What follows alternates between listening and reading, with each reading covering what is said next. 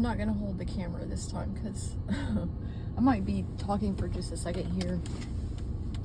So if you don't like chats, you can fast forward or just not watch. I am posting a couple days late. It was a crazy week. Last Tuesday, my dad called me from the driveway and my mom had lost all strength getting out of the truck. She has leukemia, if you're new here. She's been fighting it for a year and 9 months or so, 8 months. It doesn't even seem like it's been that long. And she had lost all strength. She slid down the side of the truck. She was on the ground. My dad was losing control of his emotions, which I understand. But he wasn't able to get her up, and so I had to, I'm like 115 pounds. I had to get my mom up, and I wasn't planning on being emotional, but here we are. While I've grown into a very strong person, there's just some situations you don't want to have to feel strong.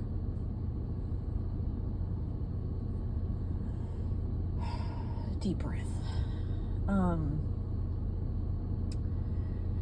It took us, I was able to get her up the stairs and into the house, and I realized at that point, because sometimes she's been having like dizzy spells, and it was a little hot that day, so at first I was thinking maybe she's dehydrated and just had gotten dizzy, or maybe her blood pressure had dropped when she stood up.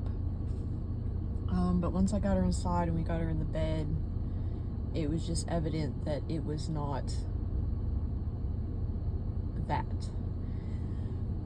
I called an ambulance, and she had to stay in an emergency at a nearby hospital that's not equipped to treat leukemia for about 13 hours, and then she had to be transported by ambulance a couple hours away to Nashville. She's fighting some kind of bacterial infection, and they have her on antivirals, antifungals, like three broad spectrum antibiotics. None of it is stopping whatever is happening, so they've had to call in infectious disease experts. They're having to do biopsies. She is getting weaker by the day, and this is all after finding out that after her relapse, because she was in remission after her bone marrow transplant, and she was actually in remission for almost 9 months after that, so it was actually looking like she was going to pull through everything. And she relapsed, and she went through a couple rounds of chemo. Well, we also got the news that the leukemia is still there despite the chemo. So now it is a fight to try to locate the bacteria, treat her in time for her to get strong enough for another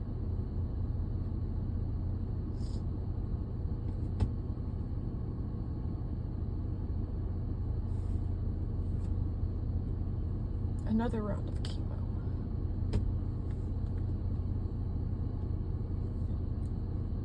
So it's not looking too great.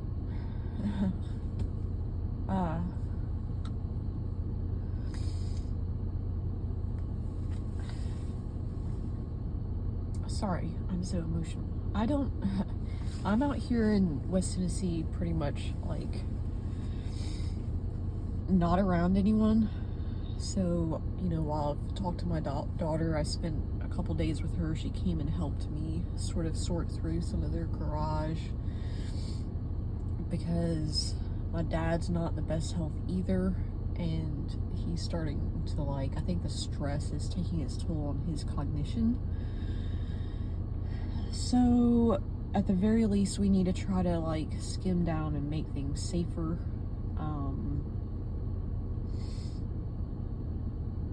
So I've spent time with her, and I have my brothers, but my brothers are, you know, I think we're all just hitting a wall in various ways, and so y'all are like the only people I've talked to about this. So the emotions are just very like surface level real. It still feels surreal, like my brain isn't trying to comprehend everything that's happening because there's just so much going on. But yeah, so it's not looking great, and it's hard to see her that way, especially coming up on Mother's Day. It's just like, it's just a lot. And my daughter and I also put together a present for her. This is some information I haven't really ever told you guys, but my brothers and my daughter and I have been doing a lot of research because my mom, we found out when she was about 40, is Native Alaskan. I'm Native Alaskan. My brothers, my daughter are all Native Alaskan, and you know, some people say, well, everybody's Native American, blah blah blah. Well, we have I have a certificate of Indian blood, and we found out that she had been adopted. The story went that my grandfather is my biological grandfather. I won't give all the lurid details, but upon research, we recently found out that the story we'd been kind of told does not check out. We're still kind of unsure of the whole story, but we started looking into it, and there's just some really messed up things. There was this Indian adoption program that was happening, that officially started, that was backed by the government, the Bureau of Indian Affairs, the year after my mom was born, where they were basically just taking Native children and sending them across the country from their tribes to assimilate them. There's a lot of things that don't line up with the story we've been told and the reality, but we also found these periodicals from a sanatorium that had my real grandmother's name in it multiple times, and come to find out in 1954 and 1955 she had tuberculosis, or at least appeared to be treated for it at the sanatorium. She had to have a lung removed in those 2 years, and thankfully, like, my mom's been searching for information about her mom, and we have to some degree too, but she, you know, like, she has these different books from Alaska, and she would literally inscribe, like, write in pencil along, like, different paragraphs and pages, like, was she here? What was she doing? Like, so she's really wanted to know more. And she had like one picture that I found 15 years ago on Ancestry. Looks just like my mom, but that's really all the information she's had. And so we did find where she had been written about, and my grandmother had even written some about the patients. And so we got a little insight into who she was, like, as a person, like the things she liked, the things she was doing while there to stay, you know, semi-active, or, you know, work or whatever. And it's uncanny, the similarities. There's even one page that she wrote where her best friend drew swans on it for her. And my mom's favorite animal is swans. She has like swans all over the house.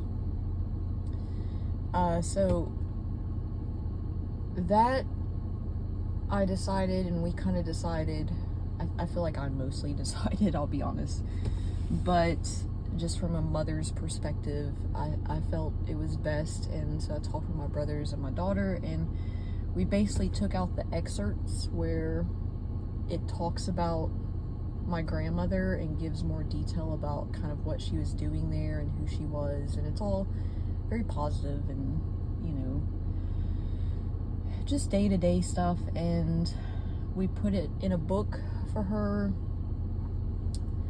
and yesterday my daughter and I presented it to her as sort of a semi-early Mother's Day present, because every day is a very valuable thing right now. And we took turns reading these things about my grandmother.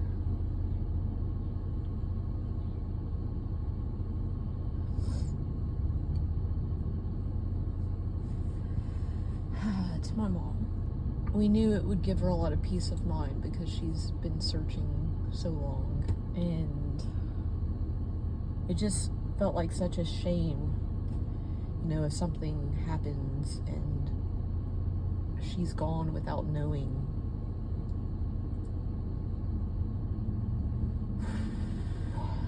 So that happened in the last week.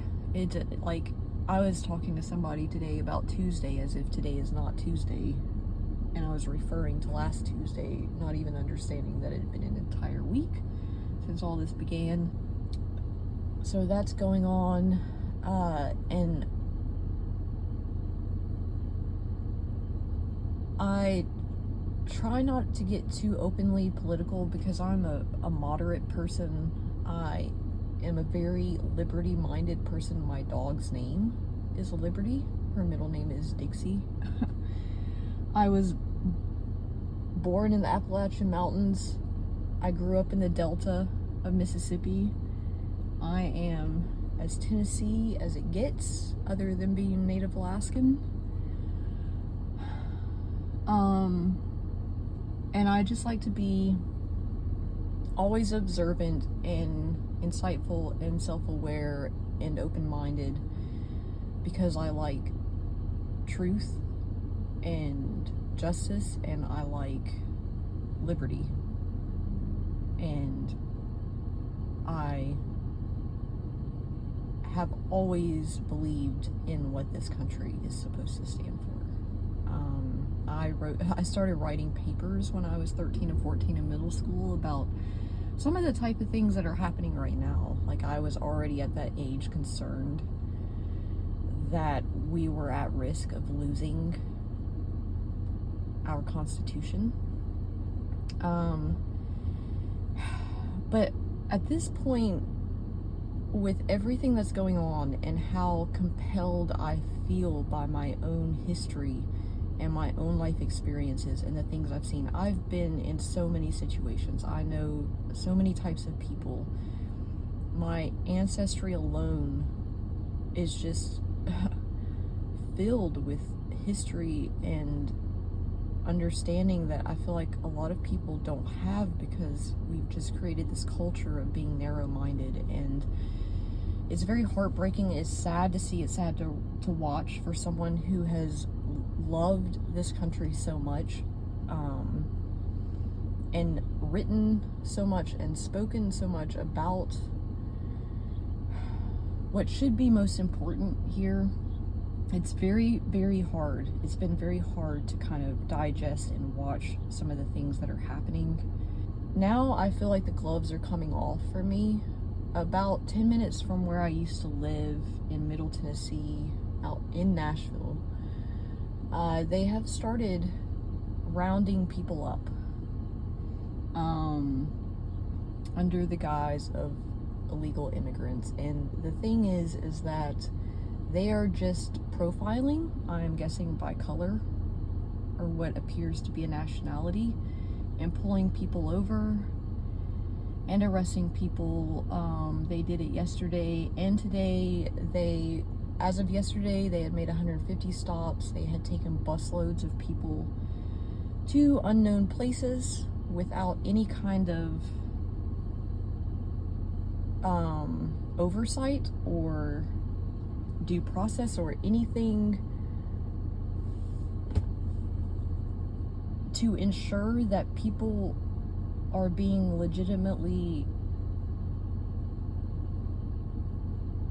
arrested. And I say that because I don't even think any arrest in this situation is really legitimate unless somebody just has a glaringly violent history. It's concerning. It's very, very effing concerning, because I have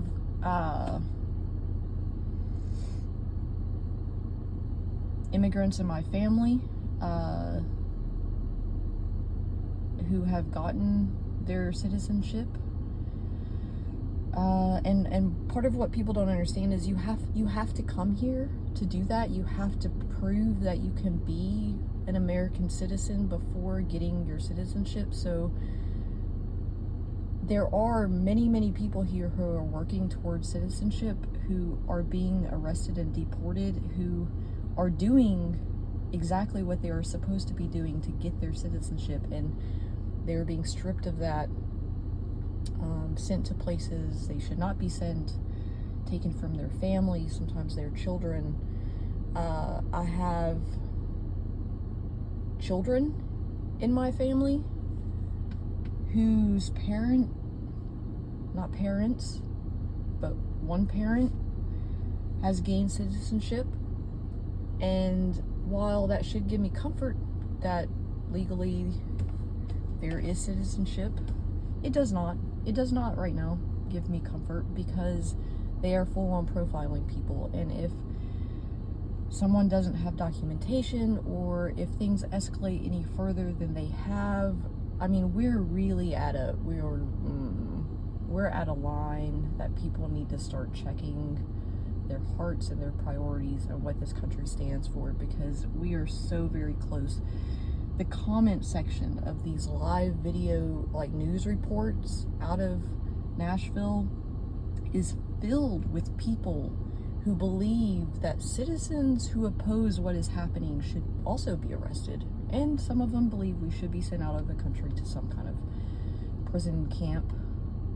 I don't even want to say the word that it feels like, because it's just too much for my brain to consume right now.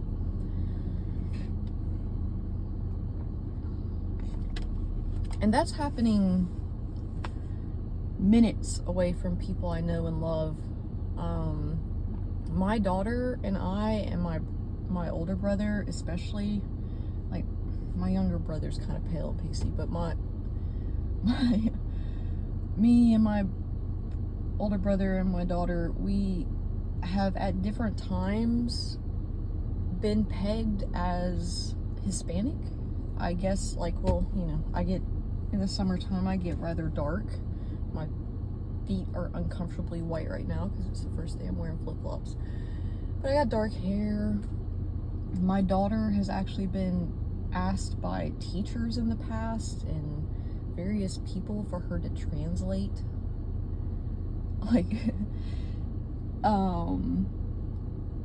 Spanish, and she's Native Alaskan and Italian.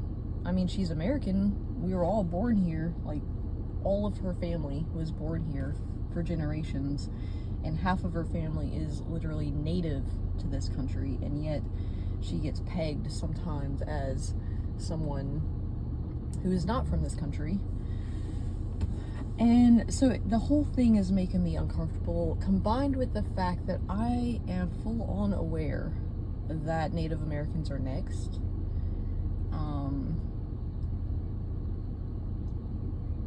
Just to educate those who are willing to be open-minded and learn, who might feel concerned about things that are going on.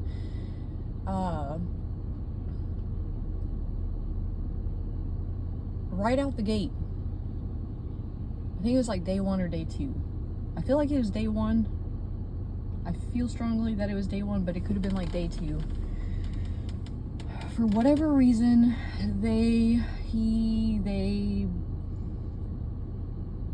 take back the name of Denali in Alaska as some sort of authority move or something. I don't really understand it outside of the context of what I believe is happening, which is, I think it was over a decade ago. My mind's kind of like having trouble latching on the dates, but you can Google it. Under the Obama administration, and again, I voted for Ron Paul.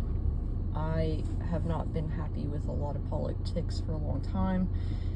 This is the first time I have sort of completely shifted to one side, and I feel like that was it, like my hand was forced in that. But that's fine too. You know, whatever I need to do to protect what this country is supposed to stand for is what I'm fully comfortable with.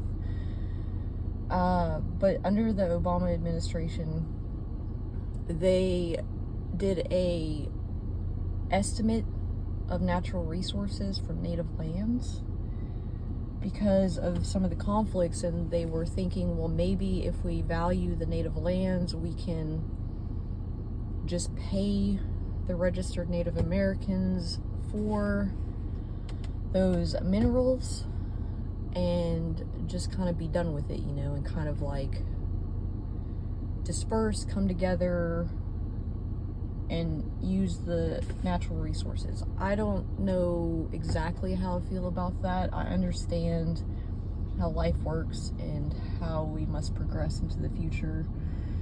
And I would hope that at some time we can all come together, you know, a little more than we have. But at the same time, I do want the heritage of our Native people to be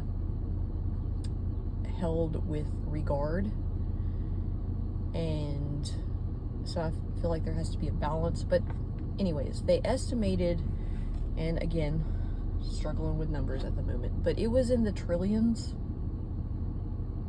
the value of the minerals and natural resources on native land that they want, like lithium and oil and that kind of thing, gold, which that's semi-unknown, but I think there's something else in that mix too. Fossil fuels, we'll just say that. Precious metals. So they estimated that it would, to pay the registered Native Americans at the time, it would be approximately $1 million per Native American. And it was something that they were considering. Now, of course, certain people in power are never going to go for that, because heaven forbid we make all the Native Americans wealthy at one time. I don't know why they would be so scared of us. From the very beginning, he renames Denali again, and for the record, Alaskans have been fighting for the mountain to be called Denali, which was its original name that meant the Great One, and to get rid of the McKinley, because McKinley was an imperialist who wasn't exactly kind all the time to Native people. And it took from the 70s until I think it was like 2015 or something like that for it to be officially named Denali. And so it was renamed again at the beginning of this year. It is known the value of the natural resources and minerals on native land. We all know, I don't care who you are or what you believe, we all know that a lot of this is about minerals and natural resources. Drill, baby, drill. Let's make mineral deals with the world. Let's take over countries. And there have been several Native Americans who have been wrongfully detained during these criminal illegal immigrant raids throughout the country. There have been many who have been harassed, There are conflicts that are occurring that do not get almost any publicity. Many tribes are continuously sort of reminding their citizens to carry identification on them at all times, to be aware of their rights. So it's getting weird. It's uncomfortable. And to see this playing out in front of my eyes, and to have also uncovered this added information about my grandmother, understanding that the things that happened to her and her being stripped of her daughter were very much related to programs that were in place by basically Christian nationalists and people who believed they were doing something good by assimilating these children and taking them from mothers. And then you add the imminent, I don't want to say imminent, you add the strong possibility that, you know, I'm losing my mom. And at this point, it's just, I don't even care. Like, I don't care who follows me, who unfollows me, what people have to say about it. If they send me to some camp in some other country, I don't really care. I'm not a violent person. I am a protective person. I grew up in a very violent neighborhood, so being who I am, developed into someone who can be very aware, who can protect themselves, who can protect other people. But I want nothing but peace and contentment for people. I don't know why people want to live miserable and hateful lives. I don't know why they feel the need to put blame on someone else, and I especially don't know why they do it in the name of a Christian God, because I grew up in Southern Baptist Church. It's about as Protestant Christian as you can get, and even my pastor growing up would probably be very disappointed with the things that he would be seeing. He passed away from cancer a few years ago, but I don't get it, because the Bible I read and studied is not what I see, not at all what I see happening. I'm more concerned about that faith than I am condemning it, because I do believe in the teachings of love and compassion and free will and love, just love. I don't know what else was really the point of all the red letters aside from love. There's a theory, and I don't think it's a theory, that only through religion can real evil transpire. And that is because people who do bad things or good things generally know they're doing bad or good things. But the people who do evil things, no matter what religion they believe in, even if it's like Satanism, whether it be that all the way to Christianity or some other world religion or ideology, the people who do real evil always believe they are backed by a god or an ideology. So it fuels them and justifies what they're doing to the point that they will take people's lives and believe that it is okay. They will ruin families, they will destroy countries, they will do things, abhorrent things, believing that it is what God wants, because they believe so firmly in what they have perceived, and their egos have to have some higher power to back up what they're doing. That is where evil comes from, and I feel like we are very much at this place where I am watching that transpire again. And you know, you read about these things in history and you think, how how could these people not see it coming? How could these people not do something? How could they not stop it? How could people treat one another that way? Well, here we are. Here we are. So anyways, that was longer than I expected. I am about to go into Goodwill, and I'm gonna therapy look. I don't even know if I want to spend money. I don't know what I want to do with myself right now, except just keep moving. Now, there is some good news in all of this. Me and my daughter did a lot of bonding. She found a lot of papers that my parents had printed out of mine all the way up to like 2012, and there's been a lot of things that have happened in her and my life where she was able to sit down and read those, and I still haven't looked at them because I'm kind of embarrassed to look back on myself. But that was kind of healing, I think, for her, because she realized that I really haven't. I've gotten stronger, I've gotten more confident, I've gained wisdom, I've, healed in a lot of ways, and I continue to do that, but I haven't really changed as a person. Like, I've always been at my core who I am. So I think a lot of narratives and stuff that she had been told by people or things that were going on, like, she was able to get a real glimpse into who I am and how I cared as a mother and my fears and my hopes. So that was good. I also got granted an art scholarship, 2 art scholarships. So I get to add that to my financial aid portfolio. I'm like 2.5 weeks away from registration. So I'm moving forward with all of that. I'm looking forward to being in a university with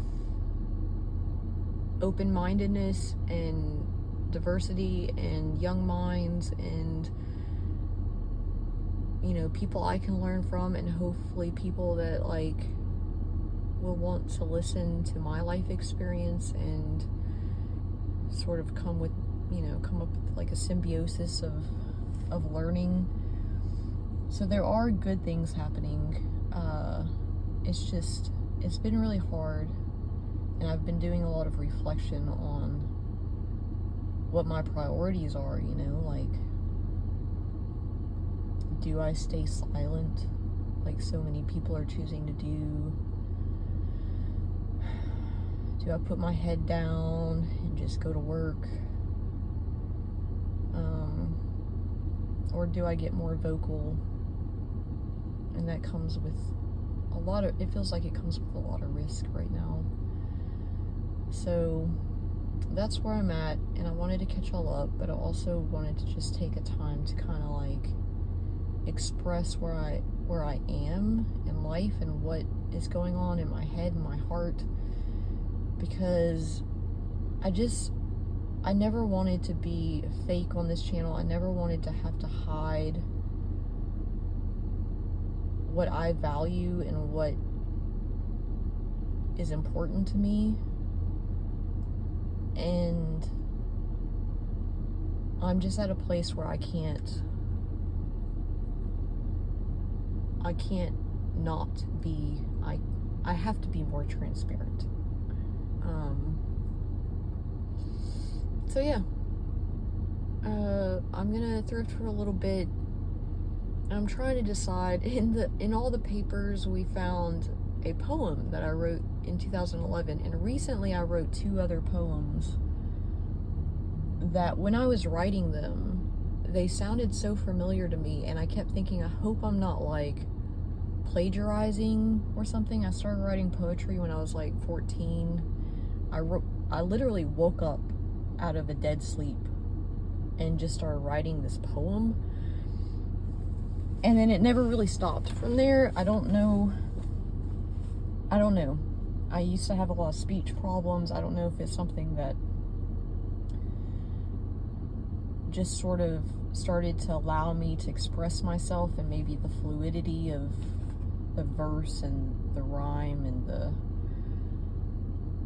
pentameter, or whatever combination made it easier for me to work within poetry. But I started writing out of a sleep when I was 14, and my parents had printed one that I had written. I was plagiarizing myself, except like they're all three very separate pieces of writing, but it's like almost like an elaboration or like a piggyback. And it is all about how I feel about liberty and what I was kind of feeling at the time. I don't even remember like what inspired me to write it. But I think maybe at the end, maybe I'll let y'all watch me sort and do a voiceover and let y'all hear it, because I feel like it is significant. I know that sounds weird, but like, it just seems silly to write all this and then keep it to myself. Used to, I guess people just wrote to publish, and now it's like we're all digital. So I feel weird getting on here and reciting poetry like it's supposed to mean something, but at the same time, it is supposed to mean something. Like, it is a form of artistic expression. So like, it seems silly to just like get in my head and think that I shouldn't be sharing those things. Anyways, I'm gonna go shop. I keep forgetting that they like flipped the store, like some of the aisles. Now the toy aisle is over here. It throws me off. Usually the toy aisle is like opposite end.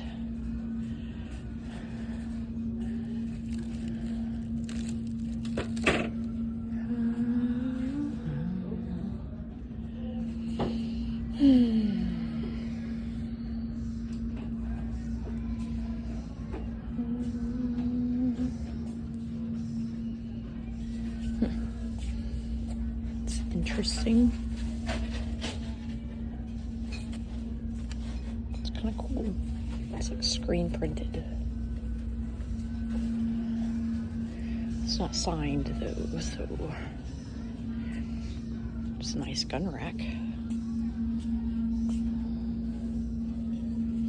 We just found one in our garage. That was my grandfather's.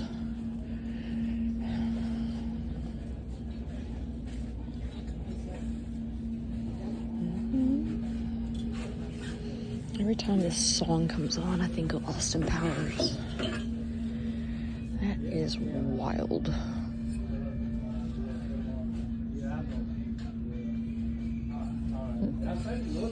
Maybe. Now, this was what was on the now toy aisle. It's in the middle of the store. They're just toying with my mind.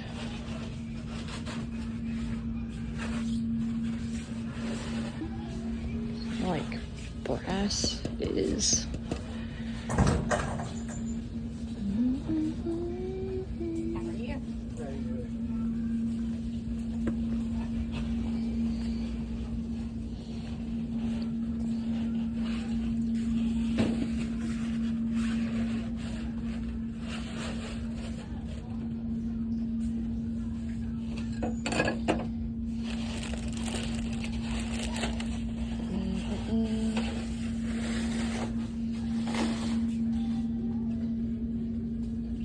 Looks like they cleared out a lot of the bags. I keep seeing this and it's cool, but it's cracked.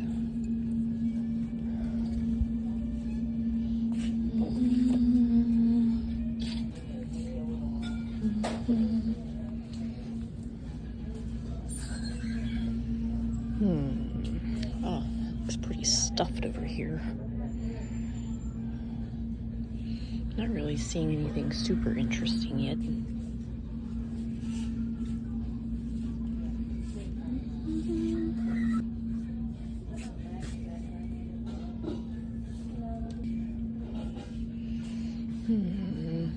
Really doesn't look like they've added a whole lot of like new stuff.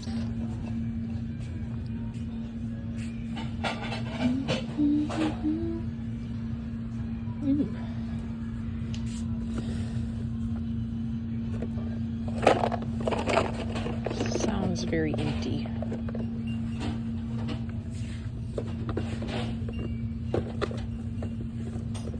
Weird. Simpsons don't have a Cal dice game.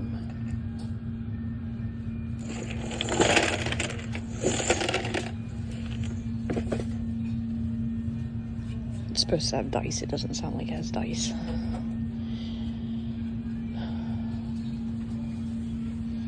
There's a few Simpsons things that are becoming valuable, but it really hasn't gotten where it needs to be for me to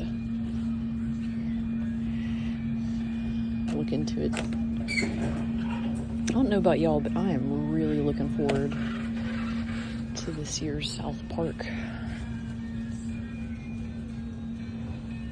That might be worth it. Just because it's new. They didn't make as many Wallies.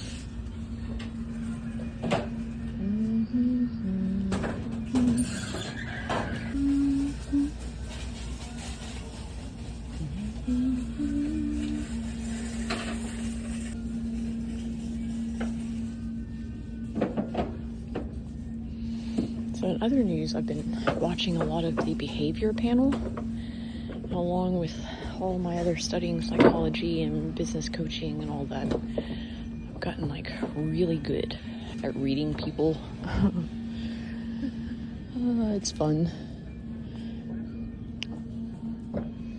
It's like I can know pretty quickly if somebody's being fully honest or transparent. It's especially fun to watch other resellers because I already have insider information, but then I can tell in their body language, facial expressions, and everything else. But something's off. Ooh.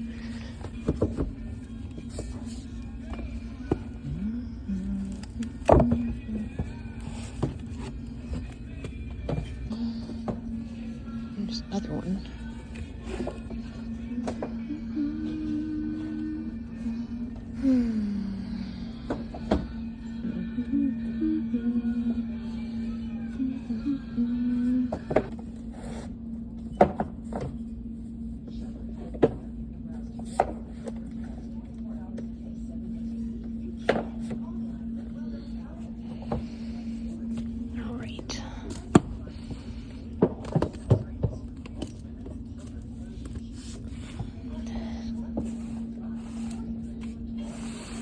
I'm gonna look these up and I'll get back to you. Alright, well, I put the tile back. Doesn't seem to do super well. And the Wally is probably only gonna go for like $8, but I'm still gonna sell it because it's new sealed media. And I love Wally. We could all use a little more Wally. And then the Churchill books. They look to sell for about $20 each, but it is a series, like a set, and I have all 4 in the set, so I'm probably gonna just list them for like $60, $64. Not the best margin because it will cost me like $12 for all 4 of them, but they look fairly popular, and it's medium mail, pretty easy to ship. And I like Churchill, you know, back when people actually used to research and study what they talked about. What is liberty? Is it loosely tied? Can it be given by man or be denied? Does it whisper or scream? Is it the clapper that gives our freedom ring? Who is liberty? Is liberty born? Does it only exist when our flags are torn? By wind and war or loss of time? Does it only exist when what's yours is mine? I go looking for her around corner and crook. I read for her words in papers and books. I look in the torch that she holds above head, even in closets and under my bed. But I must be blind. Of Our Lady there is no sign. Then a thunder that seems far in the distance booms and bashes with the sound of resistance. I find myself on a run through the streets. The fear of my heart thumps with my feet. I see liberty behind lock and key, grimly pointing through bars at me. I see liberty dripping red from face, pooling then staining the white of her lace. I see liberty burning in windows and etched by the tears on faces of widows. And then silence. I slow. I feel it is gone. But how can I sip on her words and her song? And then a great ton of pity and pain, a loss of hope, a great disdain. I raise fists in the air and scream for her loss. I would fight for her no matter the cost. But wait, do you hear it? The drums in the distance, perfect in rhythm, the returning resistance. The anchor that holds our flag high tight, the lighting of skies and the stillness of night. Revolution in history and time will tell that liberty is neither heaven nor hell, not reserved for the good or taken from wrongs, not merely in words or pictures or songs. It can neither be given or taken by man. Liberty is mine, a God-given right. It does not bend to the silence of night. It is masked by power and money and greed. But as long as I breathe, the torn flag of our fathers I will carry in hand, and on with the fury of grave my last stand. Persistence in bones and skin will I bring to the place where the people meet and they sing. Liberty lives. Let freedom ring.